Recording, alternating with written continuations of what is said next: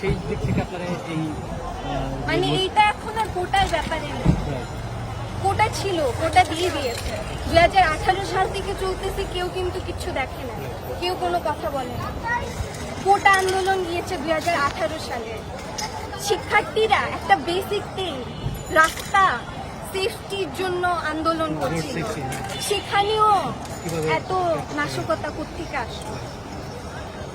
এখনো সবাই কিন্তু শান্তিপূর্ণ আন্দোলন করছিল, এরপরও যদি সবকিছু নাশকতা, সবকিছু বিএমপি, আমাদের দোষ, শিক্ষার্থীরা।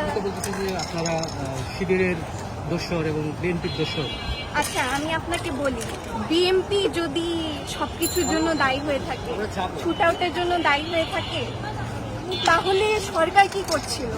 সরকার কি দেখেনি যে বিএমপির কাছে গুলি, পিস্তল আছে, ট্যাঙ্ক আছে? এগুলো সরকার দেখেনি। It was their right to identify who are doing this violence. ওনারা যেহেতু এটা হতে দিয়েছে, তাহলে দোষটা এখন আপনাদের দাবি কি?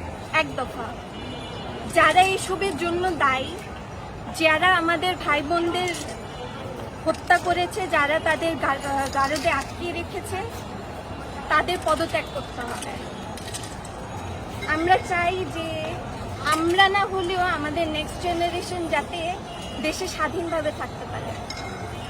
Thank you.